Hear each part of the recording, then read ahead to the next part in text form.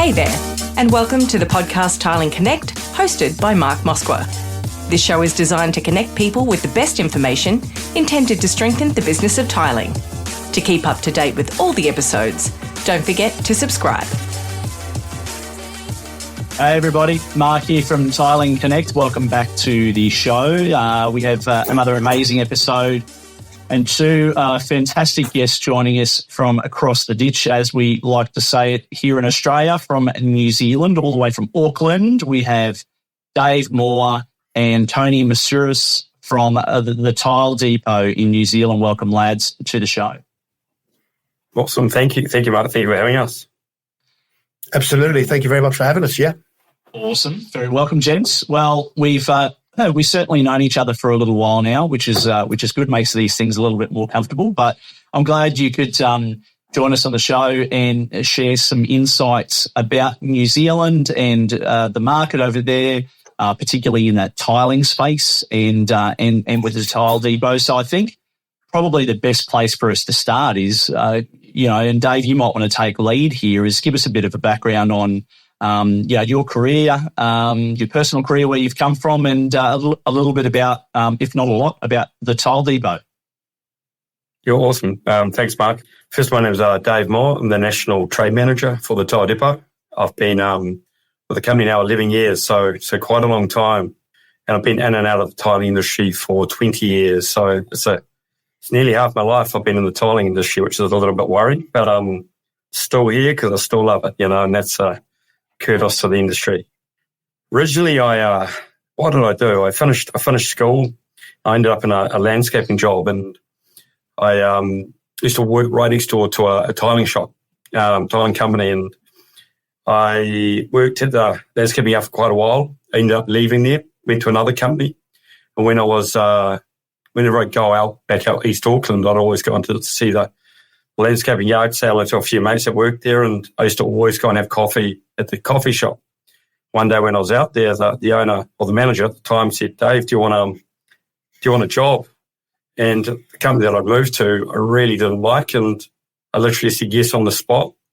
So 23, 24 years old, I was in the tiling world, and that was it. And the guy that was actually running the trade at the time, he was very, very good, and he actually left quite probably within a few months of me being there. And so I actually became the trade manager of that shop. And then the manager left, a while later, and me and a girl there, we ended up managing that shop. So, suddenly going from here to there, and I was co-managing a shop, and I actually ended up leaving, went and travelled overseas, ended up teaching in Southeast Asia, which was an incredible experience. So I got through that, and I ended up coming back and working for the same company. And I worked again for there for a while, and then I ended up going back overseas and teaching, and that was actually a really long stint. I was there for a good couple of years. And after, running out of money, wasn't a good income overseas, the owner of the company got hold of me and said, "Do you want to come back?" So I ended up coming back and working with the same company again. So I was with them for a long time, and I think like anyone wants to do in any career, you want to progress. And look, I really enjoyed the trade. I think it's, tiling trade. I love dealing with tradies. Good thing I really enjoy is it's not a lot of work, or not a lot of work talk if you get the right products and you know what you're talking about. So you're just talking like we are now, really everyday conversation. And I really pushed to become actually overseeing trade in the whole company, because that's what I really, really loved. We'd been very successful in that when I was managing the tile shops. And after quite a while, after really, really pushing, it didn't work out. And I randomly, through someone I knew in the tiling industry, I hadn't caught up with him for a long time. We reconnected and said, "Dave, you're interested in a job at Tile Depot?" And I didn't know anything about Tile Depot at the time, and ended up catching up with the general manager at the time, and sort of put out on the table. Then I caught up with the owner, and next day I said, "Dave, we want to offer you the job." Back then, they didn't even really concentrate on trade so much. They did have obviously a lot of trade customers coming through, but I wasn't really their key focus. And I'm sitting here now with Tile Depot 11 years later as the national trade manager of the company. That's awesome. Well, mate, look, before we get into more about the Tile Depot, that's a really cool journey, by the way. Let's just jump over to Tony, because Tony, I'm not sure if you can better Dave's story, but please share with us, mate, how your journey started in the Tile Depot, mate, and more specifically what your role is too. Sure, absolutely. So I've been with the Tile Depot now for nearly coming up to 6 years, and I'm the trade business development manager. So what that means is very much trade-based, getting out in front of the tilers, go meet the guys out on site, facilitate their needs, upskill in products that we have and systems, and new customers, existing customers, a little bit of account management as well. Really trying to get out and to see as many tilers as I can, which I love it. So my background is like I was working out the other day. I've been in the tiling industry for 40 years now. So you wouldn't think you're looking at me, but I actually started as a Saturday boy in a tile shop when I was 15. And on a Saturday, would go and do deliveries with the delivery driver and push a broom around the shop. And so that's how I kind of started. And then during the school holidays, I'd try and get a bit of extra pocket money. So this tile shop had a couple of tilers, and they did a little bit of supply and install. So I would go and do a bit of grouting and a bit of cleaning up. And, it was good fun, got a bit of money. And when it came to leaving school, it was the easy option, I knew these guys already. They knew that I was keen to work. And I started doing an apprenticeship and, got on the tools. And, we did a lot of work around central London, some amazing jobs. We did, started off with a lot of residential stuff, some really huge commercial jobs as well. A lot of work at the London Docklands, all different types and facets of tiling. So I did that until 2007 when I came to New Zealand and started up my own business here. And so then started doing a bit of work, buying materials from the Tile Depot in 2007. Around that time, I first met Mr. David Moore in the opposition. And, so I had my own business, here for approximately about 12 years. Which was great, it was, good to come into another country. And even though it's tiling's tiling, things, systems are different. Some products are different, so always learning. And then I went traveling for 15 months, took the family upheaved and said, look, let's go do a bit of a ticket tour. Went away and, within, I've been tiling by this point for about 35 years or 30 something years. My knees are gone, my back's gone, my wrists are gone. Within 3 weeks of being away, all the aches and pains went away and thought, well, I love tiling, it's just something that I've, been passionate about for a long time, but I just, got to listen to your body. So when I got back to New Zealand, I popped in to say hi to the guys in the Tile Depot again, because they're kind of like family. I've been in and out of the store in one of the suburbs, Albany, for many, many years. Popped in and had a good chat, and they said, "Hey, Tony, you're back now. I'm sure you'd be looking for work." And I'm like, I don't know.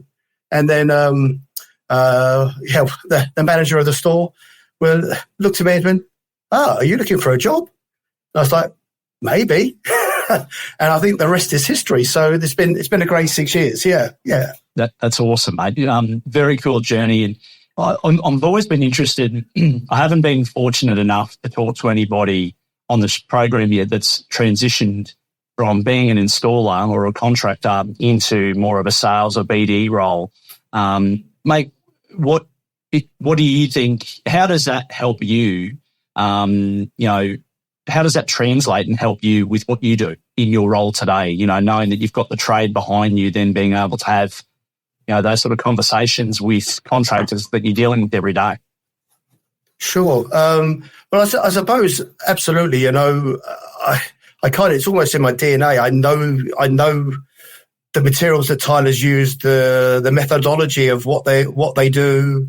I've talked to Tyler's for the last 40 years. You know, I know the pitfalls and the hardships and, you know, and the good times, you know, but I think it's really having a really good understanding of their wants and needs and a really good understanding of the products, because we know that not one product's for every situation. It's just been fantastic to impart, you know, obviously over so many years, you're always learning, you know, so you're always picking up, you know, new knowledge and new tidbits of information. So it's just being able to pass it on, you know. Absolutely. It's interesting. And look, I mean, I don't come from a tiler background or a contractor background, but certainly I have dabbled in, you know, the art of tiling. Certainly not a professional, not an expert, but love the trade, because we're here today doing a podcast about the tiling community. So, no, mate, thanks for sharing. Dave, just shedding back to you for a second, mate. The Tile Depot. Tell us about who they are, what they do, and you know, the organisation in the New Zealand market there. Yeah, cool. Look, the Tile Depot now has 14 shops nationwide. Originally started in 1995 by two people called Craig and Ken. They came from a very different background from tiling. Craig was an accountant for a large, well-known building company, and obviously probably had enough of that and decided that he wanted to get out of it, and through someone he knew, speaking about tiling, and decided that he'll start importing some tiles into a small shop out in Panmure in Auckland, and opened a tile shop, not knowing anything about the tiling game. Obviously with Ken joining forces with. I think they originally had 23 options when they opened the doors, you know, whereas when you look downstairs now, I think we're up over 1,000, if not a lot more. 23 different tile types. Correct. Oh, yeah, shapes, colours. To well over 1,000 options now. So a huge change from, you know, was it now 30 years ago now? And obviously they had success in their shop. So Ken was actually based down in Hamilton in New Zealand, and he decided that was where the first shop opened. The second shop opened, and they opened a tile shop down there. And then actually one of Craig's brother-in-law said to him, you know, I'm really interested in what you're doing. Again, not knowing anything about tile, and that was our first franchise, which is in Manukau in Auckland. Then, it grew from there. So, and now, 14 shops nationwide, over 110 staff. The thing with Tile Depot is Craig and Prue still own a fair share of this company, but their son, Mike Siddle, is the general manager now. Craig, we'd like to say Craig and Prue have retired. That's just Craig's wife, but they're still behind the scenes, still doing things. Mike's being the general manager, and then Karen, their daughter, also works in the commercial team as part of the exec team. So still, I think probably the biggest thing through all this is it's a very family-run business, which resonates to so many of our staff. We're all from families, and it's some of the reasons we're still, a lot of us are still here. You know, we're very lucky in our company. We have a very low staff turnover, and with that, when people leave, it's for a very good, genuine reason. It's not because they don't like the Tile Depot. I think we have multiple staff that have been here 5, 10. We had someone celebrate their 15 years the other day. We've got another staff member. Yeah. Someone start in November, 20 years. Yeah, holy crap. Yeah, you don't hear those sort of stories anymore. Well, you do, but not as often. And I certainly think that, you know, when you talk about 10, 15 and 20-year celebrations of people being in a business, that's certainly our generation and era. I know the younger generations, like the Gen Zs, I mean, and it's generational, so that no disrespect. But certainly their generations, you know, they might be in a job for, you know, 12, 18, 24 months max. And then, you know, they're moving on to a different thing or a different flavour. So that's very cool, mate. I appreciate you sharing. And I imagine, given that New Zealand, I suppose just in terms of context, 14 stores is actually a rather large number when you think about the population in New Zealand, because we're only talking about, 5.5 million and declining, because everyone's moving out. Is it going north? I'm not sure. I keep hearing all the media stories about how everyone's moving out of New Zealand. Oh, look, Australia's definitely doing a lot to capture a lot of our good people and sending them over there. You've got a lot of good draw cards over there, Mark. A lot of nice sunshine, good pay packages.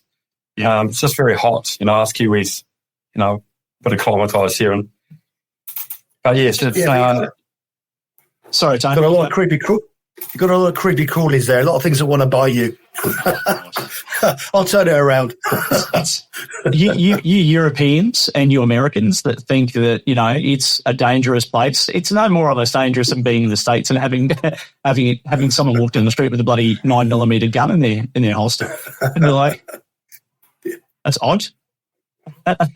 There's just alligators, spiders, and crocodiles. Oh, they're the same. Crocodiles, spiders, snakes. But mate, if you don't annoy them, they won't annoy you. That's the rule. Sharks. The ocean surrounds us all, Tony. Come on. Platypus. They're venomous too. Oh, gold. I love it. One of those strange birds they got over there, ibises. We're going to have those here. Yeah, we call them bin chickens because they end up near the bins and they pull the lids open and they get all the scraps and stuff out of the bins. It's horrible. Anyway, I digress. So thanks for sharing. Love it. Tell me about the New Zealand tiling market. I suppose specifically tile designs and sort of materials that have been emerging over sort of the last few years. What's sort of happening in there, and just so that we can sort of compare to what is happening around in the Australian market and overseas further.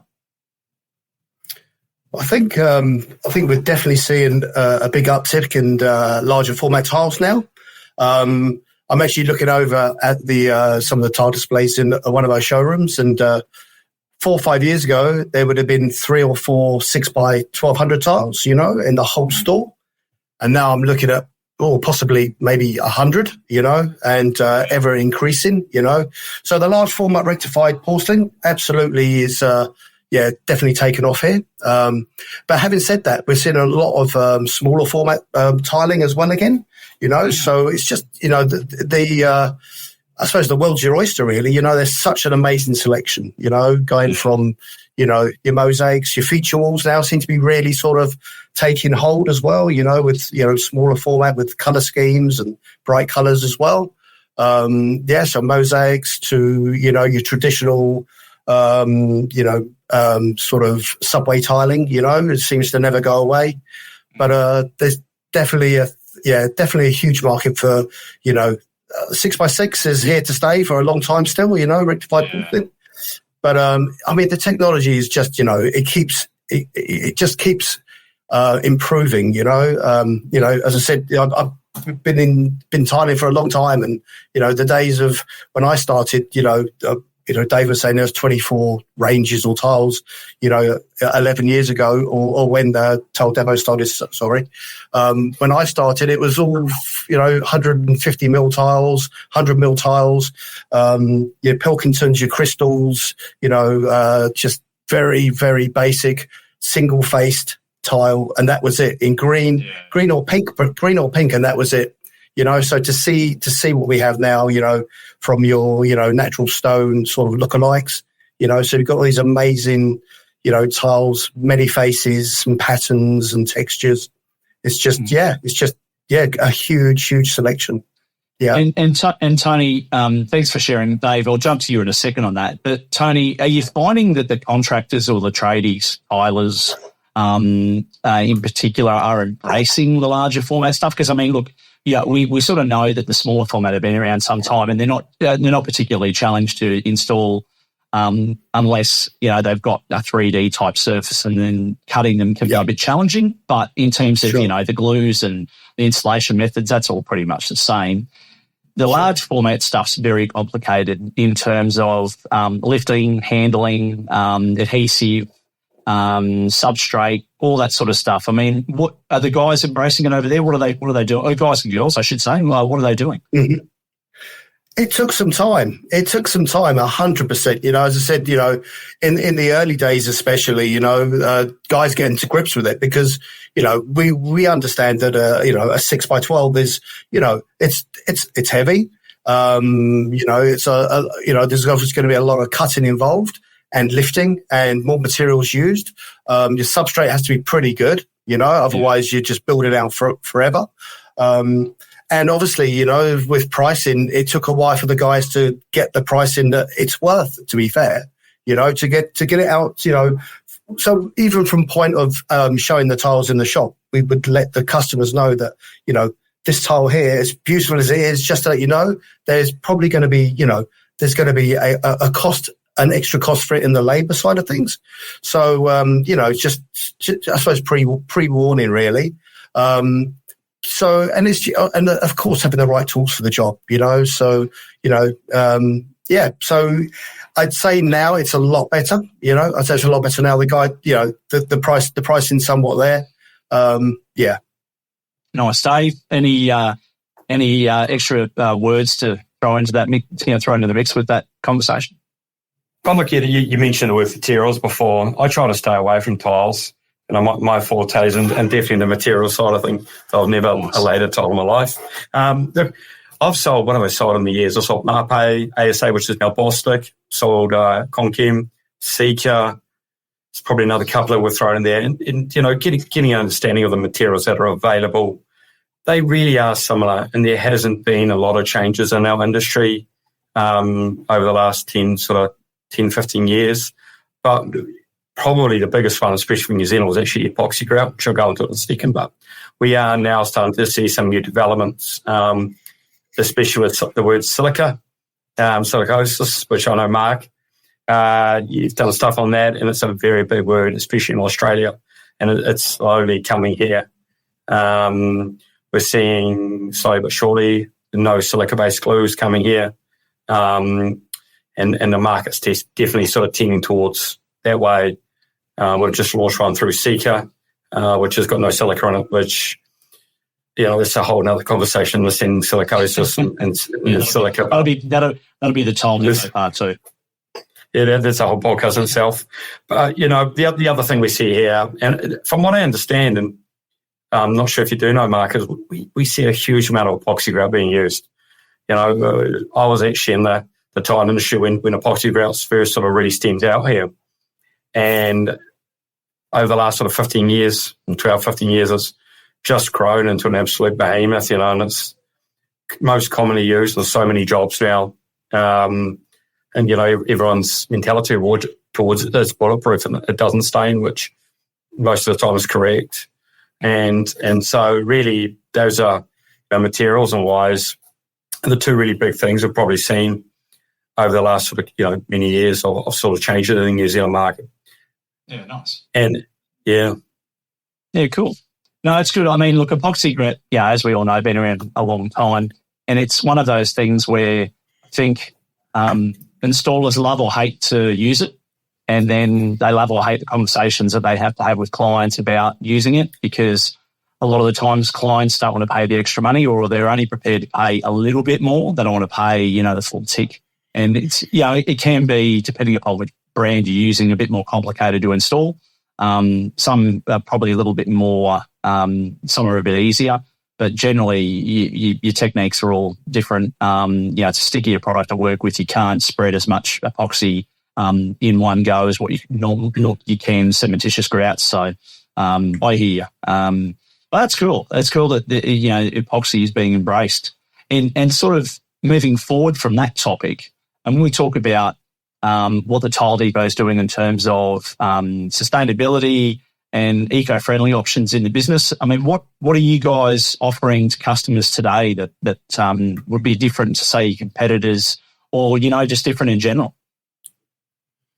Oh, look, I actually got clued up by the GM on this one, because it's this big thing and he really, really, behind the scenes, does a lot in this. I think if we look at it, this is the same problem worldwide, is depending how large that tile is and how small is, you get a lot of wastage, anywhere from 10 to 20%. Now, as a company, we import about 500 containers a year of tiles. So if you start, and that's, I think it's probably a good thing, for the Australian market here is New Zealand's about, we're sort of just rough maths on this. It's about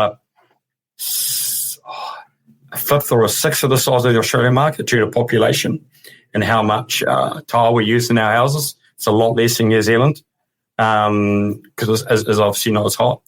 And so, we're getting it. You think about 500 containers a year, and we're just one company. How much wastage you're going to get from tiles. So we're constantly looking at different things we can do with that wastage and how to use that. It definitely is no golden goose to sorting this out. But at the moment, we're currently looking at a lot of different ways, and going into landfills is not ideal.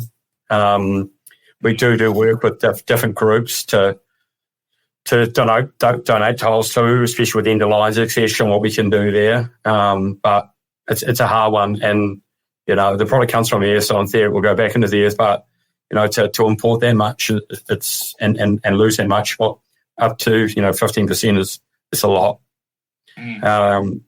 Tile depot New Zealand, from what my knowledge is only really one tile manufacturer, and it's more on your decorative sort of terracotta side of things. So very, very small. Yeah. So pretty much all our tiles coming from overseas. So carbon footprint right there. So we actually, to offset our carbon footprint, we're involved in Trees That Count initiative, which is when you fund tree planting. It's to do with how many containers you bring in, and it's hard. What's the best way? But plant more trees. We've kind of lost down over the last couple of thousand years, so it's nice to put it back into the earth. And we do a monthly. I think it's a monthly donation, and how many containers we import. So with the sorry to cut you off, but just with the manufacturers of tiles that you're dealing with, and I'm not sure whether or not we'll have all the right information today, but are the manufacturers in, say, Italy, Spain, China, Turkey, India, are they talking a lot about sustainability and how they can the sustainable practices that they're inputting into their businesses that will transcend into customers like you guys? Is there anything notable worth talking about there?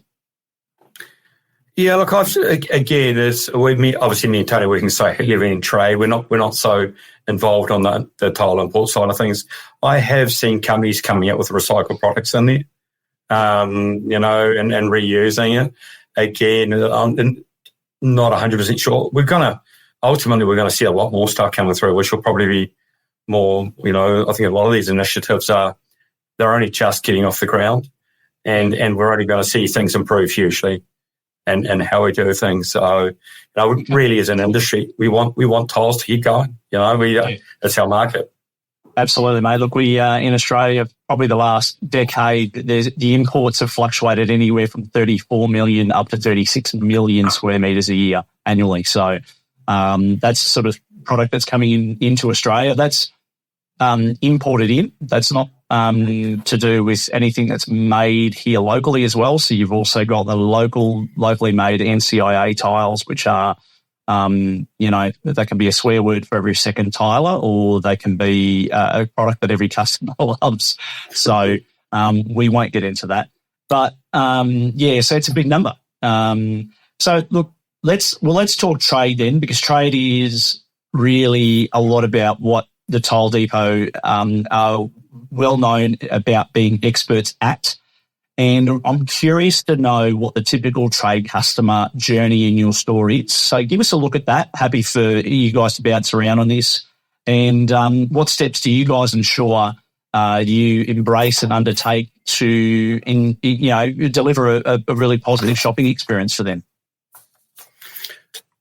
I think first and foremost, we try to be we very much try to be a one-stop shop. We want the guys to come in. Everything that they need is here, so they come here, they can get a lovely cup of coffee and a welcome as they come through the door. Absolutely. but we actually have two suppliers, main suppliers of trade products. We have an Australian company, Construction Chemicals, and we have Seeker products with full systems, from woe to go, from primers, waterproofing systems to the adhesives, the grouts, the whole shebang. We've got, underfloor heating. We have, screeds. We have everything, So the guys can come. They can get everything they need. We have a dedicated trade manager in every store who's obviously upskilled with all the products that we have. And we also upskill in the knowledge of tiling as well. You come for the tilers come in the store and, they've got someone who is knowledgeable and should be able to facilitate their needs as well, we just we've got a lot of regular customers that come in, a lot. So it's all about relationships at the end of the day, isn't it? So we want to keep those relationships strong, and we get a lot of DIYers. So we want to be there for them too. And the new guys too. So we try to be there for everyone. Yeah. Yeah, absolutely. Dave, I was going to chime in, but I'll give you the stage for a little bit first because I'm sure you want to throw some stuff in there. Yeah, I think I probably forgot quite a bit at the beginning, actually. Of why I'm sort of where we are as Tile Depot and why I'm sort of sitting here.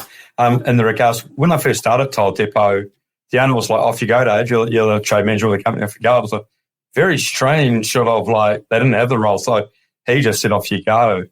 And so one of the first things we implemented, which Tony picked up on, was we actually put trade managers into each shop, obviously responsible for overseeing the trade division, upskilling staff, building the staff's knowledge around them, making sure everything's operational because, their key role is making sure that everything's done properly. All our other staff in our shops' lives are a lot easier.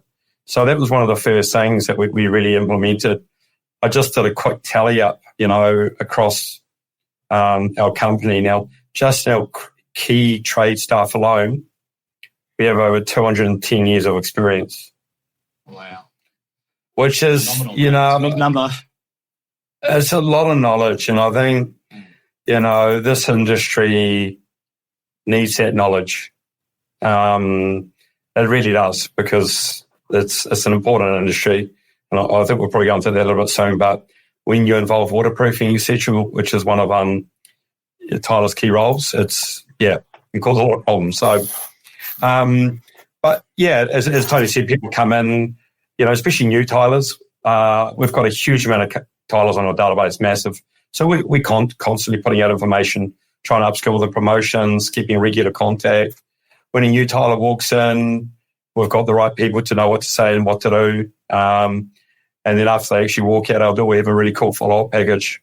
Because you don't, on meeting anyone for the first time, could be the smallest tile in the world, which are important, or the biggest. And so we really want to treat everybody the same and give them the same, experience because it's your first and last impression if you don't do it well. And so, and that's working with our trade team, getting them upskilled on how to really, look after these customers because someone may come in your shop and buy tiles. You may not see them for 10 years. Or with any tradies, you see so many of them we see every day. And we spend a lot of time standing at the coffee machine talking nothing about work and drinking coffee, but that's the experience you want.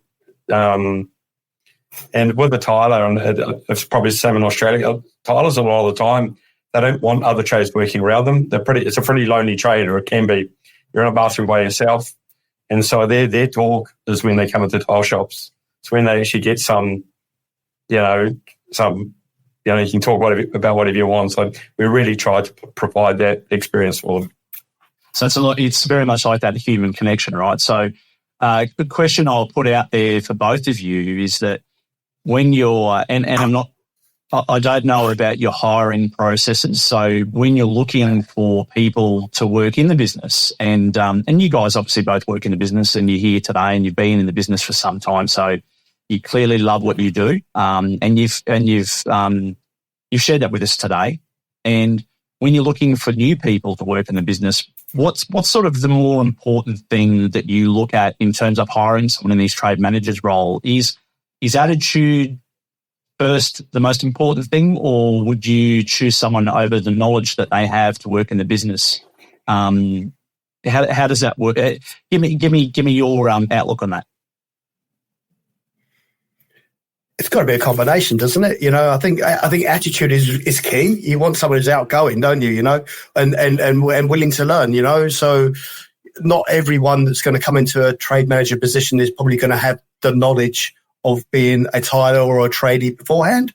Although recently we've been seeing an uptick in it. Hey, Dave, we've had several managers that have come through, but yeah, absolutely. You've got to be outgoing and enthusiastic. I mean, enthusiasm goes a long way. Quick to learn, I suppose. Dave's going to go on about computers, so I think a very average use of a computer, I think, is key. I think some people will digress, but yeah, I think a great willing to learn, being part of a team, because at the end of the day, you know, at the Toll Depot, we're very much, you know, as I said, we've got the trade manager, but, you know, you're around other members of staff. You know, you've got, you know, members on the floor, the manager, you know, so it's really being part of a team and actually mucking in, you know. So you do, you know, primarily as a trade manager, you do a lot of trade-based work and you spend a lot of time with the traders. But you equally got to get out there with the retail customers and, you know, sell the dream of a splashback or several bathrooms, you know. So, yeah. Mm-hmm. Yeah, absolutely. I think it's a combination, willing to learn and, be a bit of a go-getter. Yeah. I think attitude is key, because if you're not, knowledge only ever means so much. I've seen great attitudes in the industry when they're going to learn because you've got a great attitude. But I've also seen people with huge amount of experience that don't know how to share that because they haven't got the right attitude. So, you know, to me, probably attitude is number one, because you're going to be able to teach anyone anything. I actually saw a great podcast on this exact conversation the other day. And, you know, it's just about your attitude. You go in there with the right attitude. That means you're open, willing to learn anything, and you can adapt and change and do whatever you need to do.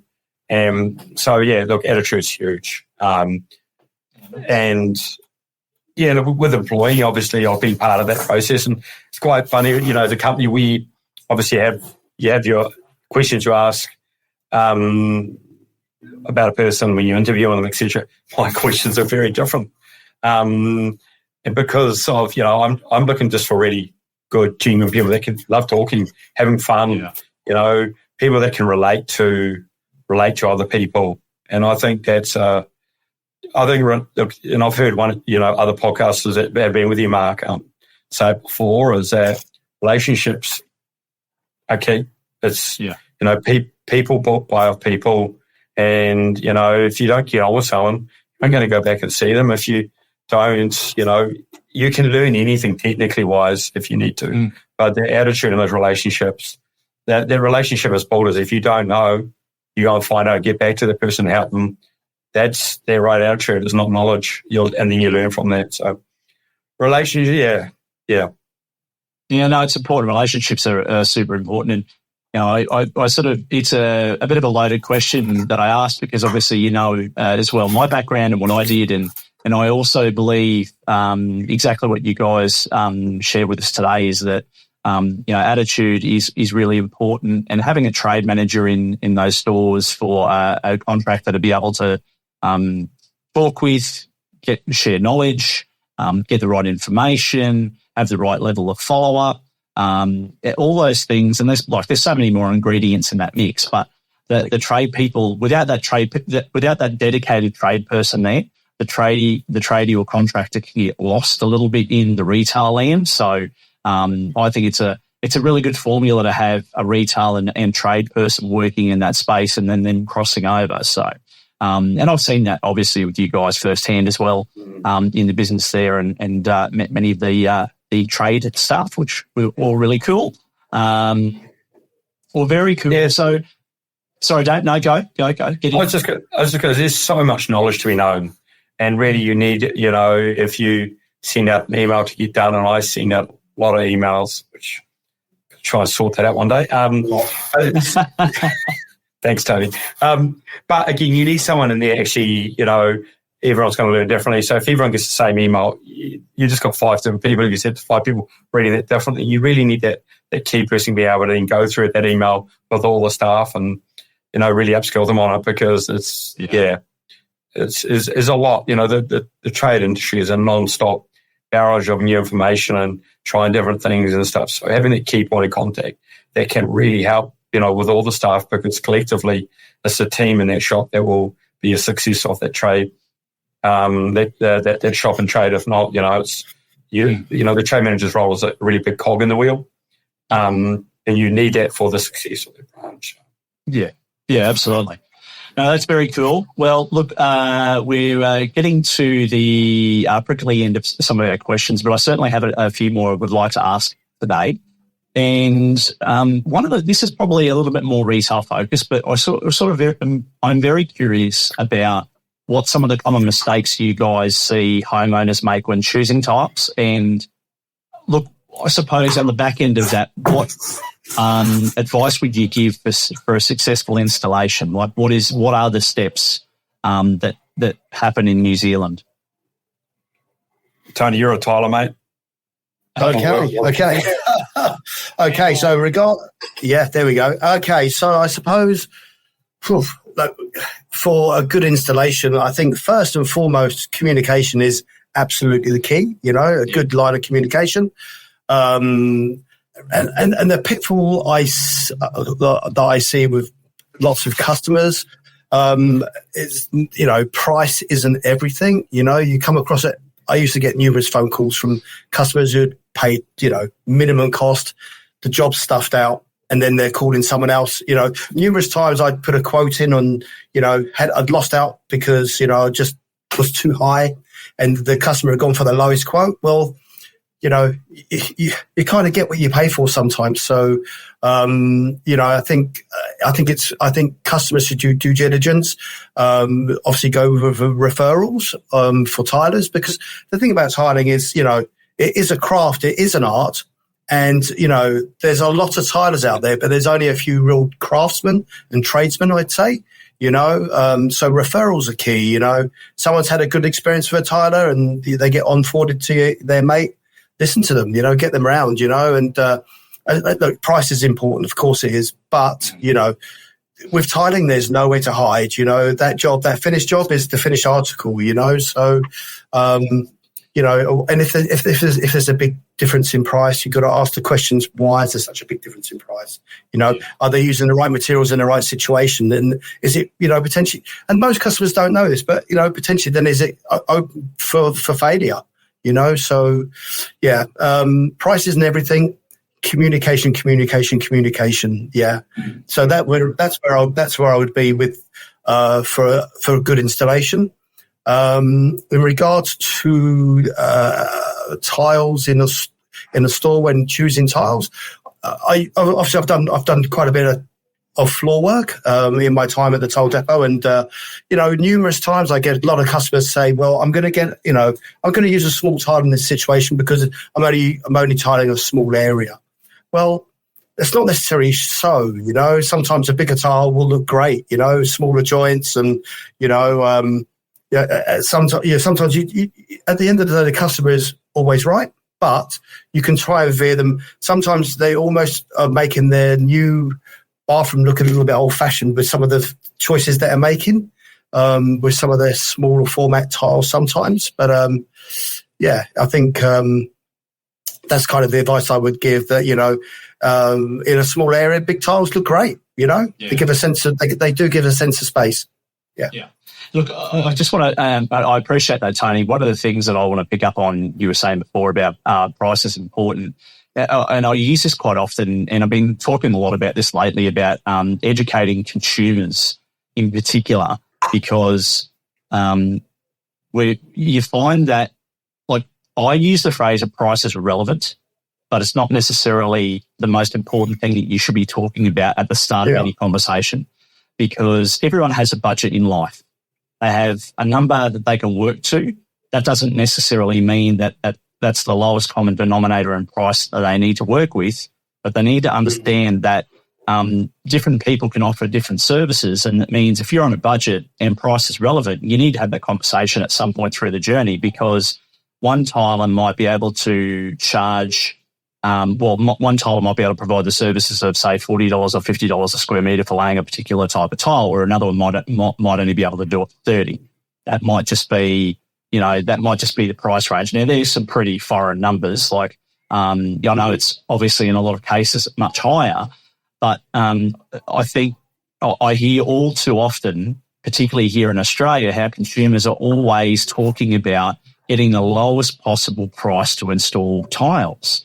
And I'm like, you're absolutely insane for having that conversation. Yeah. Are you not seeing what has been happening in the industry for the last 10, 20, 30 years? When you squeeze people on price, you're taking away profitability from the contractor, which means they have to find ways, and I don't know what those methods are, and we're not going to talk about it today, but certainly they have to find ways to do that job at a cheaper rate if they want to take the work on. They may not necessarily want to, but maybe having money come in is more important than having nothing.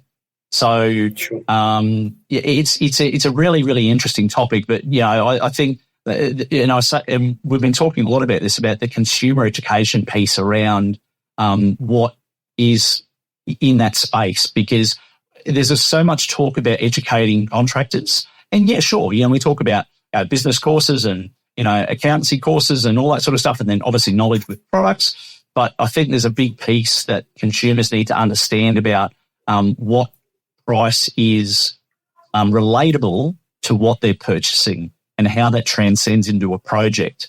And the lowest possible price, usually in most cases, is not the best choice. Sure. Anyway, I completely agree. Yeah. I'll put that out there so you guys can have a shout about it now. I think the best thing is when you're going to go and get a tattoo, do you going to get the cheapest tattoo you can find? No. Now, that's a really good way of putting at it, right? Because visually tiles are what you see. And you don't go and bargain with a tattoo artist, do you? No. Of course, there's got to be people out there that will push the boundaries. You're going to get that anywhere, any product you buy. But you've got to have some sort of type of faith that at the same time, when a tiler is on site and they're pricing in, they also need to explain. These people are salespeople too, and it's a really big thing I say to a lot of tilers is you need to sell your business. You may be incredibly good with your hands, which 95% of them are, but you need to still sell that. And why you're doing this, because a lot of people will look at a quote as black and white as that. And you need to explain to people why, and it's going to get your business across the line. As Tony said before, communication is key. If people don't know, then they don't know, and they'll look at price as black and white as that is. Yeah, it's context, right? You have to take them on that journey. You have to explain to them why that price is what it is per square metre, and why you're charging the rate for prep before you start any of the work. And I think the more you can share with the customer, the more chance you've got of having a really excellent experience doing the work for that client. And then you've got a really an even higher chance of getting full payment at the end of the job. Because again, we're held. I think contractors are held to a very, very high standard because of particular shows and stuff that are on TV. And we're not going to mention any names because I don't want to get in any trouble. But certainly some of the things that I've seen in the last week, I know are being talked about a lot amongst the tiler community on particular social media pages about some of the installation methods on, some of the tiles. So it's it's an interesting space. Anyway, that'll probably be a part two because we could be talking about that's a podcast in itself, I think, isn't it? It is a podcast in itself, and I need to have a lawyer right here beside me just to make sure that we don't say the wrong things. Anyway, moving on. So let's talk about the tiling trade in New Zealand. Are there any particular challenges that you're facing at the moment? If so, what are they? And I'm sure there are, because there's always bloody challenges in life. Talk me through what's going on there. Tony, do you want me to go? You go. Yep. I'll add it. Yeah. Look, I've just got a quick list of things, and one of the things is small houses, right? We're going to townhouses everywhere. And it wasn't a common, pre-COVID, it wasn't that common. And you see consents now for townhouses. Smaller houses means less tiles. It's a very simple maths equation. And so that's a big thing. But there's, everyone's building, and also everyone's building up a set of wide now. So it's definitely created its own issues having smaller houses. Obviously, multiple flooring products come in. So not just tiles. Luckily, tiles have been around, BC, I think, is actually, I found the first one to say it. So tiles have been around forever, and luckily they probably will never change. They're always going to be in fashion in different sizes. But obviously different flooring is coming in. A lot of people using the word water resistant around different flooring options. So there's multiple things that will come in. And I think probably the big one is, and Mark, I think from what my understanding is, Australia is different, but bad practices. And I know, me and Tony, we have this conversation every day, is bad tilers, bad practices, bad installations, leaky showers. It gives the industry a bad name. And you just go into Google and type in it's just leaky showers on Australia tile, you're going to find a heap. It's not using New Zealand name, otherwise people will get ideas.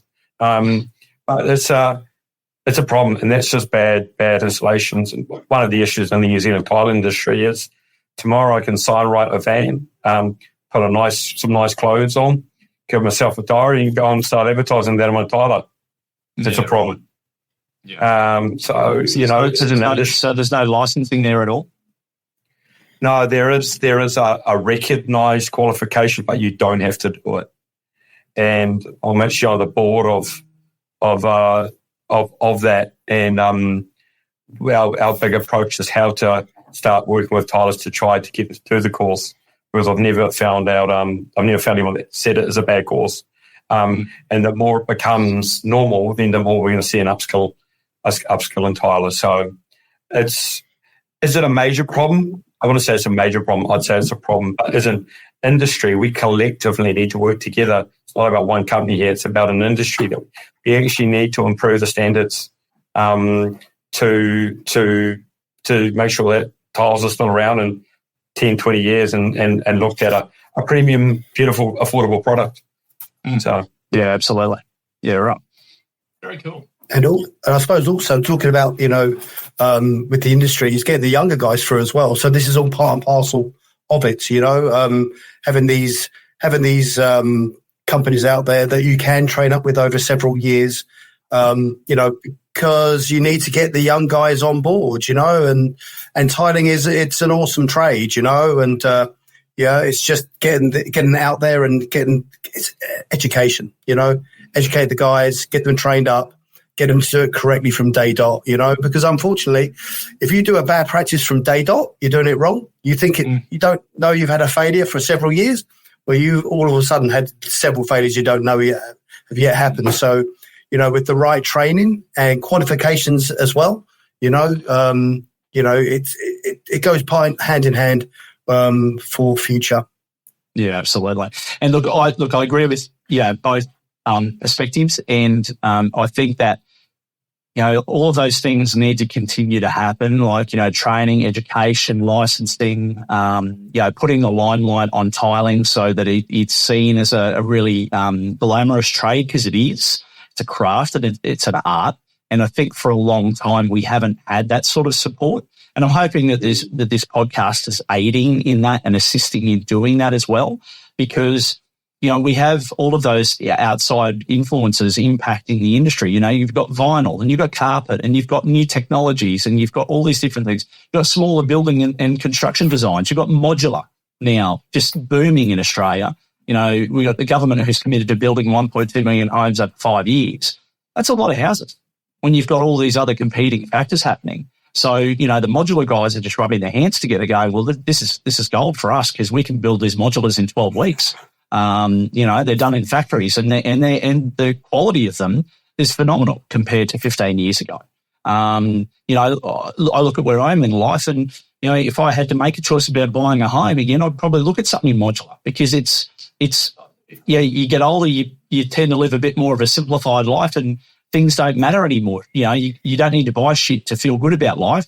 Life's great itself. It's its own reward. So, it's interesting, very interesting, but really awesome chatting with you about all this stuff too. So we're just going to get to the very pointy end of the conversation. We just have a couple more questions. What I would like to find out, just very briefly, Dave, just technology in your business there in New Zealand, inside of the Tile Depot. How do you sort of impact, from a business perspective with your inventory management or anything like that at all, or how does it work for you guys?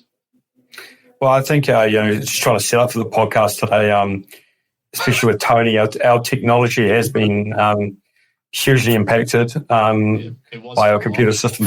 It was. I test it. I test it to the max. we technology, but after Tony's computer crash and how many startup pop-up windows popped up, and then how many windows he had and no updates on his computer system, I think we should probably start concentrating on that technology first. Look, technology is an interesting one when it comes. We have tile visualizers. Where you can actually create a visual room using our tiles that we're looking at improving too. But look, technology, we're probably quite lucky in the regards to tiles. You have to feel them. You have to see them. You can visually see a visualizer and look at them, but you're not going to buy until you've seen it in real life.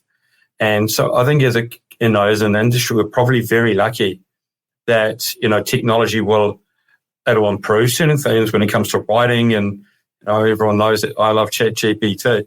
But, when it comes to selling and stuff, you've got to be in shops. You've got to see our, displays. You've got to see the tiles. So look, how does it impact it? It's not a major problem. I think people have to come to the store. You're not going to see online sales. Look, I agree. I think if you're buying a white, black, grey, brown tile, and it's a 100 by 300, 200 by 200, or it's a 600 by 600, whatever the size is, if you're doing any of that sort of shopping online, perfectly fine. And if it's for a purpose, like, it might be for a factory, or it might be for an industrial business, or it could be for a splashback in a restaurant. You're doing that sort of work, you don't need to go to a shop traditionally, unless you're a people person. But if you just need a price and a colour and a tile, you might go and shop online. But I think there's such a design element to tiles, and there is that touch and feel, and they want to feel the glaze, and they want to, do all that sort of stuff. So, I'm with you, Dave. I think we're a long way off being a fully online industry. I think it'll play a part today, but certainly I think we're still a good 5 or so years away from it having major impact on people's shopping habits. Yeah, I hope so. Yes, that's putting it out there. So, guys, sorry, no, you're right. Go. I was just going to look. It's probably for the same for the trade. You can go online and click and collect whatever you want, but as I said before, you want that human interaction. You want to be able to go and see that person you see every day or every second day, and see what happened in the football over the weekend, or whatever you're into, and talk about your kids, or you want some. That's why we do what we do. It's because of this. The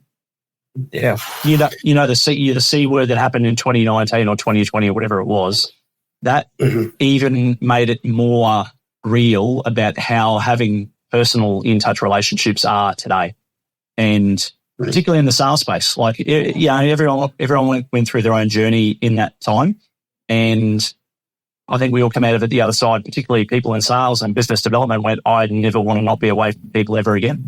So, because for a couple of years there, people couldn't touch and hold hands and high fives and all that sort of stuff. And so it's important. Look, we're just getting to the last part. I'm just going to ask you guys for a really quick answer each on just this last piece, which is, something, a little bit more about you guys personally. Dave, we'll kick off with you, but what sort of motivates and keeps you inspired at work on a daily basis? Especially when, setbacks happen, shit goes wrong. What do you do, mate? How do you stay motivated? Gosh, shit goes wrong occasionally. Look, it's actually being able to have people like Tony and all the other colleagues that I work closely beside me to actually talk, offload. As soon as you offload things, someone else gives you some responses, you can actually move past them. You ain't got no one that you're comfortable offloading problems to. You got a problem. Yeah. And so it's the people, again, going back to that, I work with some incredibly intelligent, smart, awesome people. And also a very supportive partner too, who listens to me ramble on when I get home. And that's, it's the people that I work with and the people around me.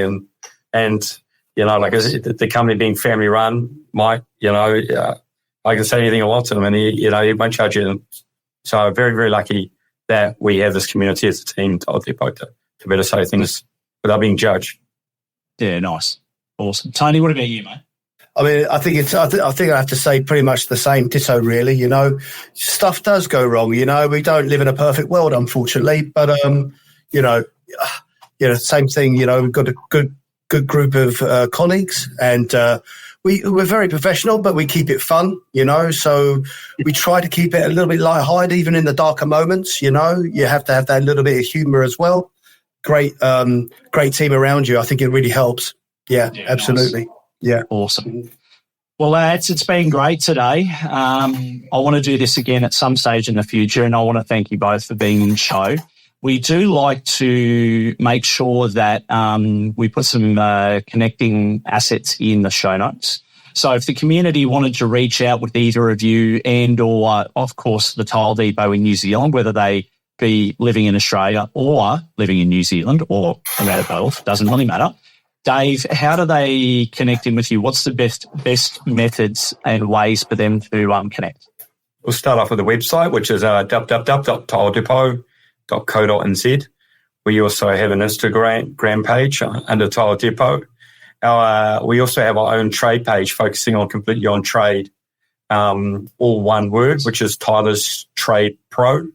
And for Tile Depot and Tyler's Trade Pro, we're on Facebook as well. So, yeah, it'll just give you, I think, most people tend to now probably go to social media to actually give you your first sort of, see what a company's all about. I do, and I guess the younger generation definitely. So it gives you a really good identity of what we do, who we are, how we operate. Tile Depot 1 is completely tiles. We also do a lot of bathware as well, which has been a huge asset to us. And there's a lot of stuff on there, some awesome visuals. And we have a person that works hugely, an awesome person that works hugely all the time to create what we've done there. So awesome. And I imagine that if the community wanted to reach out with you guys directly, they could get a hold of you through head office, through the website. Yeah, through the website. You can obviously message on the social media too. No, I could give up my email address rather than my phone number. No, let's not do either of that today. Knowing that they can get you through the website and send a message or just call up head office and get contact with you guys would be excellent. Thank you again for today, minus the technical glitches at the beginning, which happen all of the time. Tony, you're a bloody legend. Dave, you've got a lot of work to do to fix this computer. But you guys have been awesome. Yeah, awesome. Cool. Thank you for having us. Yeah, look, on behalf of the Tile Depot, Mark, and obviously me and Tony, thank you for having us. It's been a pleasure, and obviously getting to meet you in person. Was it this year and eating glazed chicken burgers? It's glazed chicken burgers. The donut burger. Look, it's been and love the work you do, and it's great to see your podcast come up regularly and someone with so much passion in the industry, driving and having some really cool people on, your podcast. Yeah, very much appreciate us. Thanks for listening to this episode of Tiling Connect. Don't forget to rate and review this podcast. To see more of Tiling Connect, jump on our socials and follow us via LinkedIn, Instagram and Facebook. If you'd like to be part of the show, email us at tilingconnect@gmail.com. Until next time, stay connected.